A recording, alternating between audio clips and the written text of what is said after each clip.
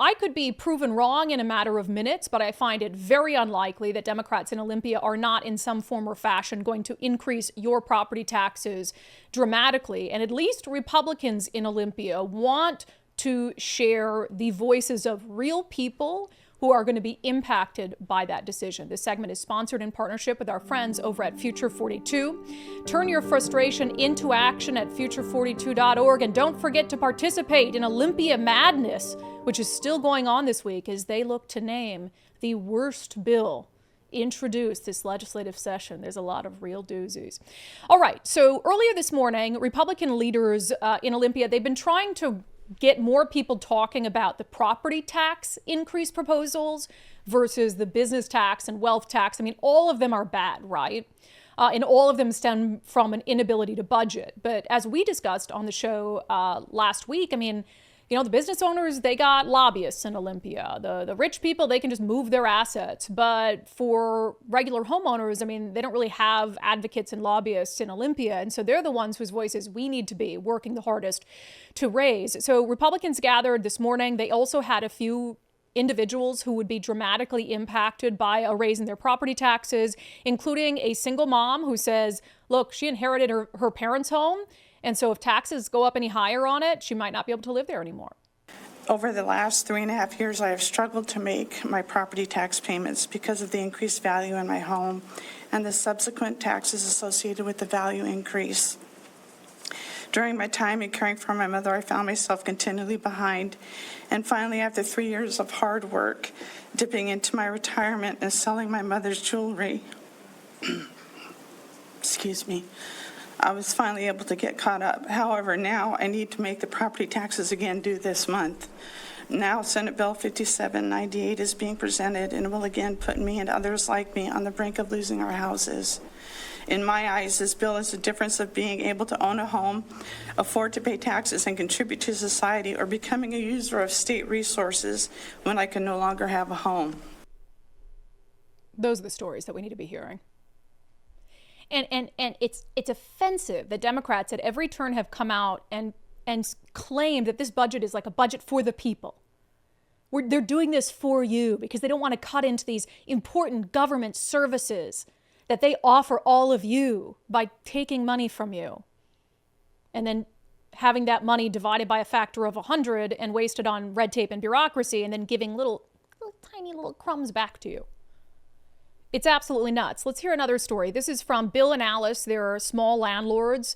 And as we know, if you increase for the progressives in Olympia who say rent is too damn high, if you increase property taxes, it's going to increase rents. Here they are.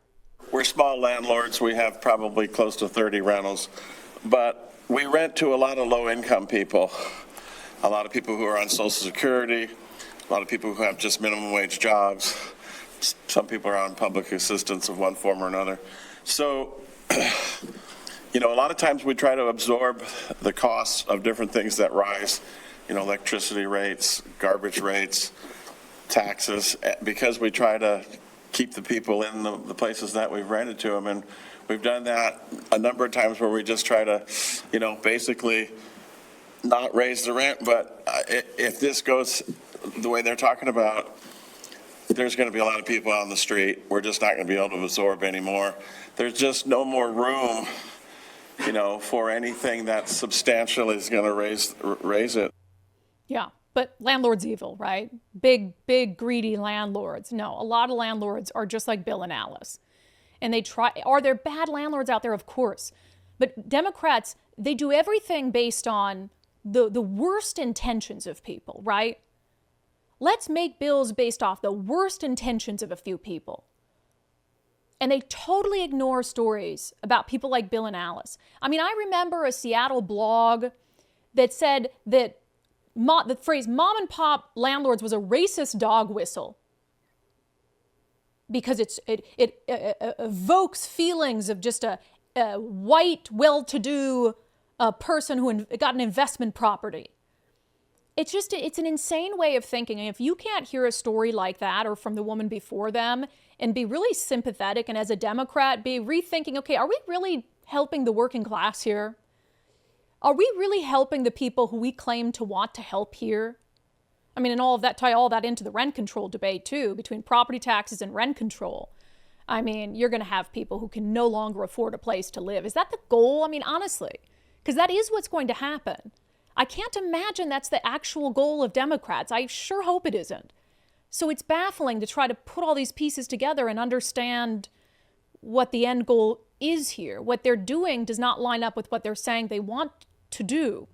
So also, we heard a few things about the budgeting process from Senate Minority Leader John Braun, so the ranking Republican on the Senate side. One of the things that we've been waiting to hear is how Bob Ferguson feels about all this. You know, he came out, he had this press conference, said, I'm not in favor of the wealth tax, but then he refused to answer questions on all the other far more significant taxes that are still on the table, such as the property tax. And Senator Braun said, we really don't know how he feels about it. I'm not going to go into the details of our discussions. I do appreciate that he has been willing to meet with us regularly. They've been cordial discussions. We have repeatedly brought up all the tax proposals in front of us, but very specifically the property tax proposal. He has, I think, listened earnestly. He has not committed himself any more in private than he has in public, where he has said he has been very specific about one of the taxes and concerned about all of the taxes. I like to think that he understands the regressive nature of the property tax and what it will do to people across our state, but he has not committed himself yet. I wish he would. Yeah, I wish he would too. And the fact that he hasn't committed to one way or another at this stage, so close to the end of the session, has told me that he would be willing to sign them. I mean, I don't know that for sure, but that's kind of, if you weren't, and this is the other thing really quickly before I play this last cut we have from Senator Braun. If Bob Ferguson were really intent on reaching a budget that had the least possible taxes, that was very responsible, why would you not, as governor, okay?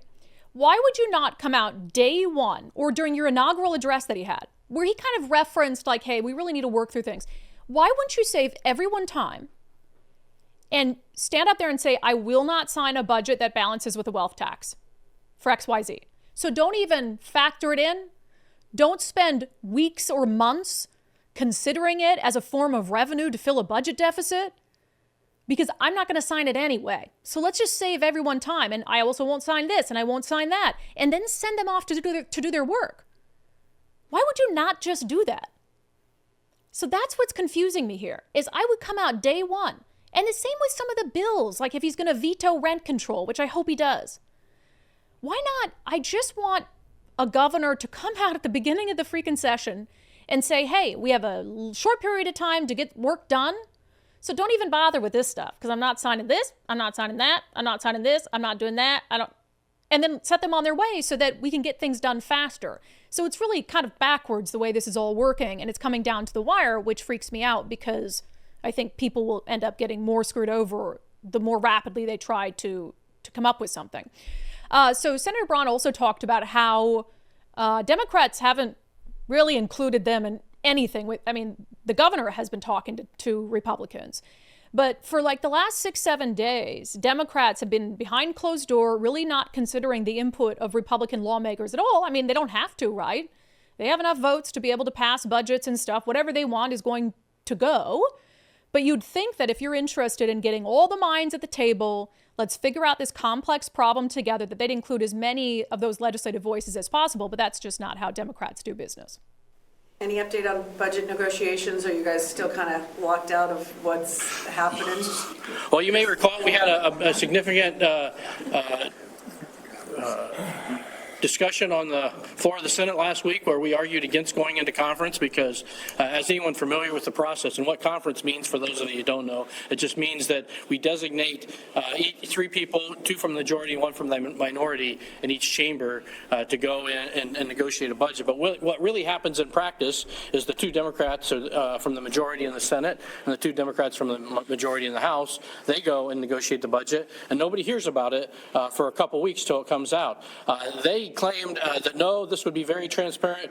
Well, I can tell you we're on, I think, day 7 of transparency, and I don't think a single one of us has heard a word about where the budget negotiations are. There's a better way to do this. We've seen a better way to do this, where you do it in the public, you exchange operating, positions as big things are negotiated, and people have a chance to weigh in. And most importantly, another thing that's not commonly known, but it's an important part of the conference process, is when whatever they decide in private in that back room comes to light, there's no opportunity for any legislator on either side of the aisle to offer an amendment. It's simply an up or down vote, and that's what they want. They want to go negotiate in secret, bring forth a budget that they like, that doesn't represent the will of the people across our great state, and vote on a yes or no and go home without any additional scrutiny.